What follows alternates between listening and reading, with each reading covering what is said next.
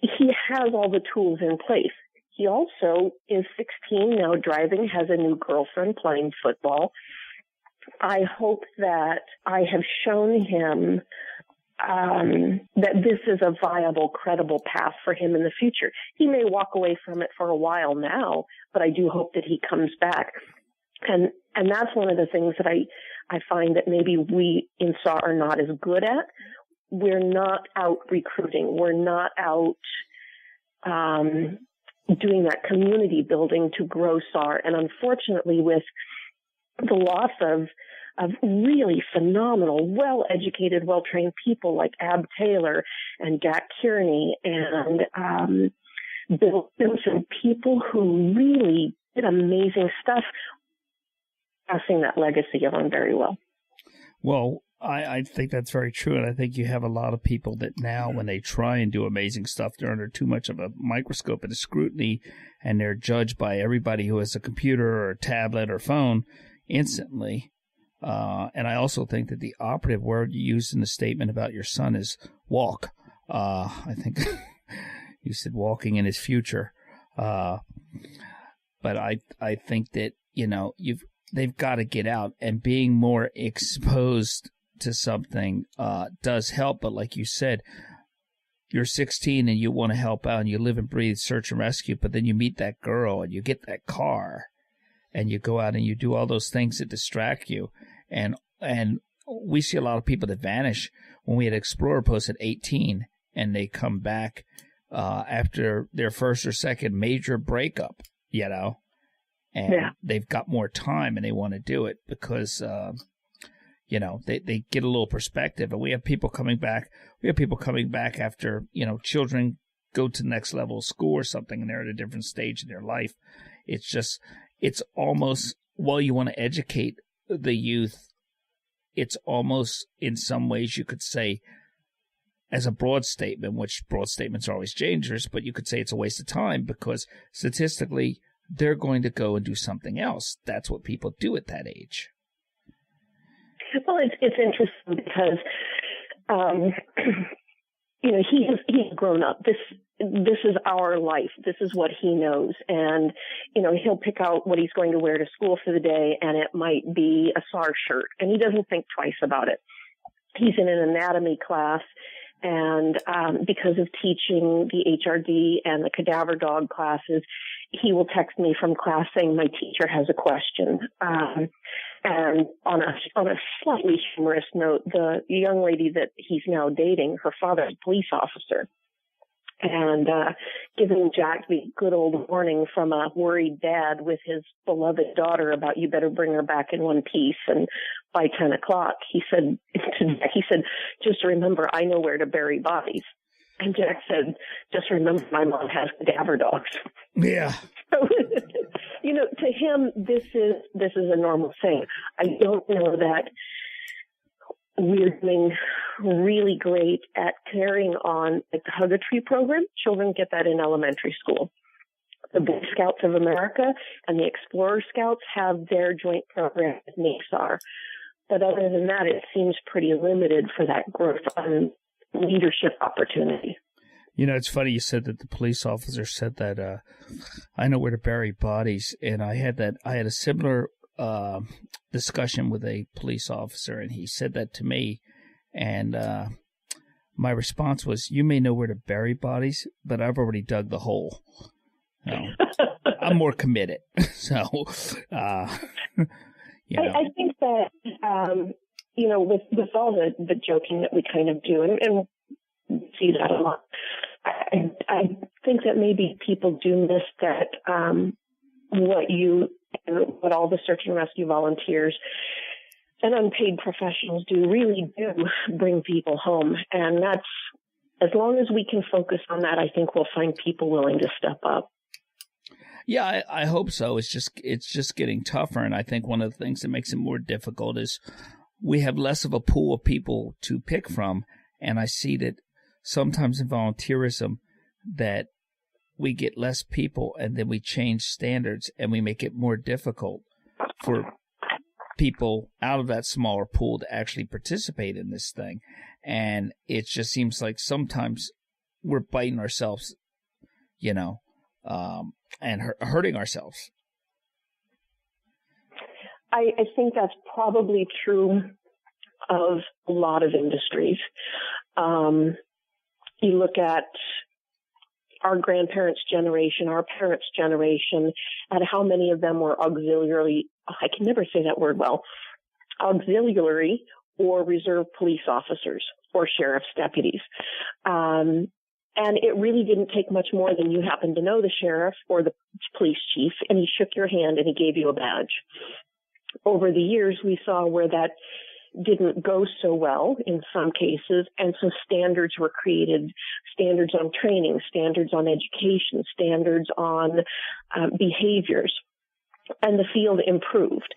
Now it's almost impossible, though, to get reserves because the standard is so high that essentially by the time that they graduate, they're being picked off by full-time police departments, or they can't do the academies.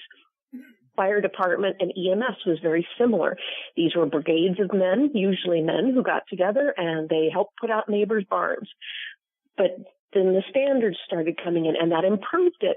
But now it can be very hard for someone to get in the fire service. I think that SAR needed to improve its standards.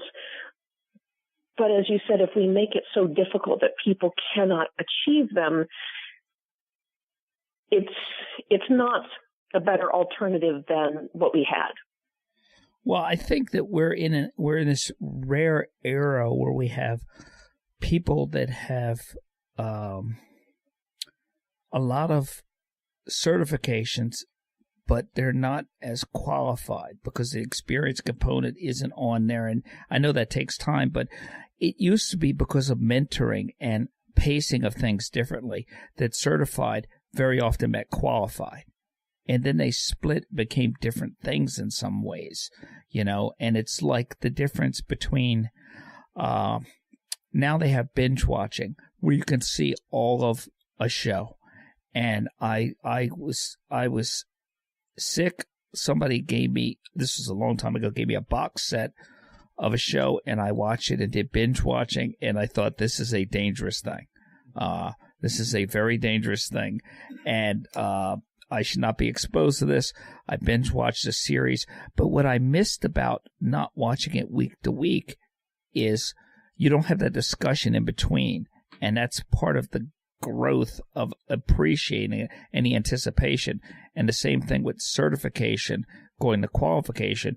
You don't everything's too rushed. I see very often that there are people that you take a class with and a year later they're an instructor.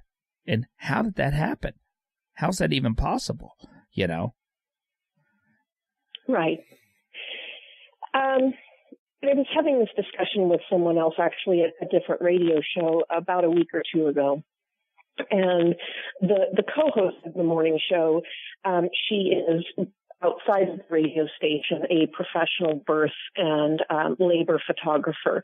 So when moms go in to deliver their baby, she is present in the room photographing that whole experience.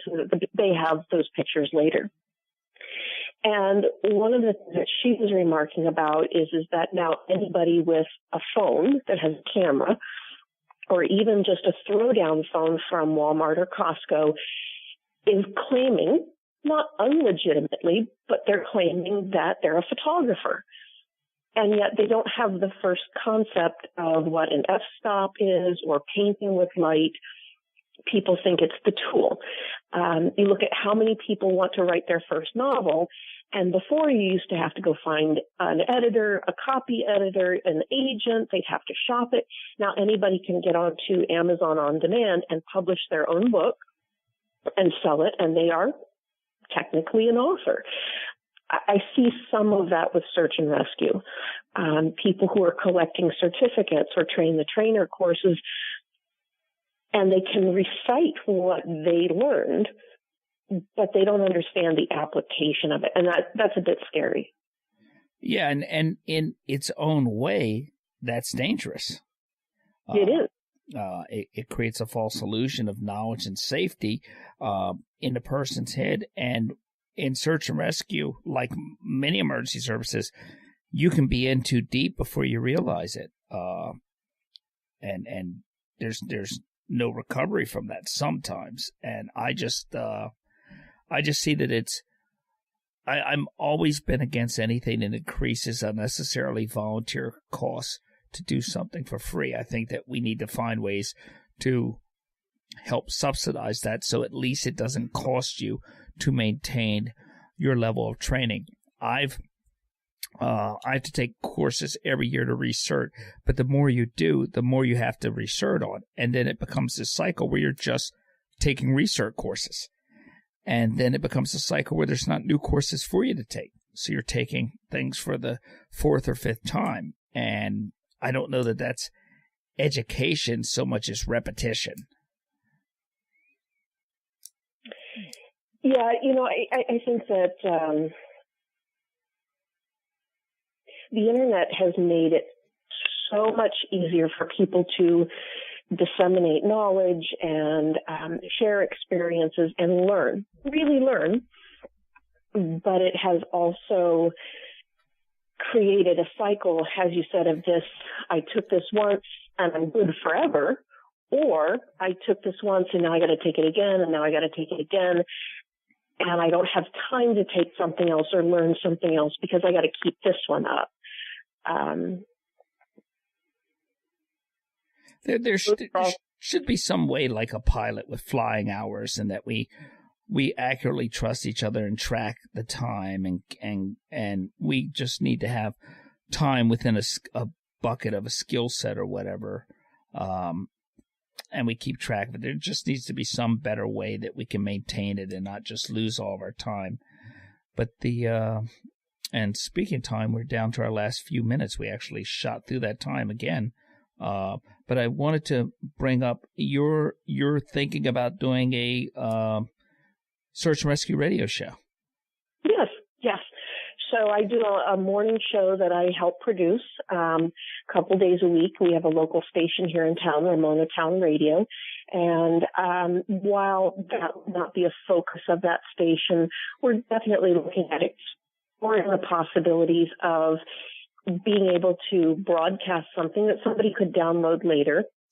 I know, for example, when I'm on my way to a SAR conference, which can be a long ways away, I like listening to the podcast. I like listening to, for example, your show. I get to hear what people with their feet on the ground in the field are doing in Pennsylvania or in Florida or Texas.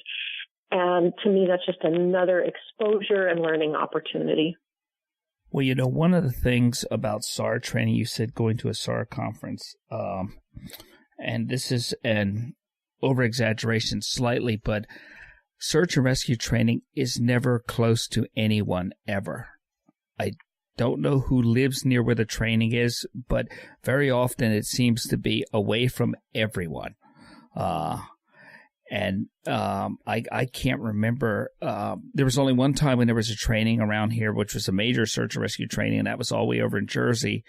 And I was tied up and could not get there for work, and the whole Jersey part of it made it less than perfect. But, they always seem to be out there very far. The show, you'll let us know when you have more information on it, because we can... we had talked about working together, and we can certainly cross-promote things. Happy to do that, because it's a good East Coast, West Coast thing. Yes, and it's always a pleasure working with you. So far. So far. Okay, so I guess that was second part. People wanted Kim back. She's back. If you want her back again, we'll get her back again. Thanks for coming. Happy to see everybody. Thank you, Kim. Thank you. And stay safe, stay smart, stay sane. See you later. Take care. Bye-bye. My own beliefs are in my song. The picture, a banker, a drummer.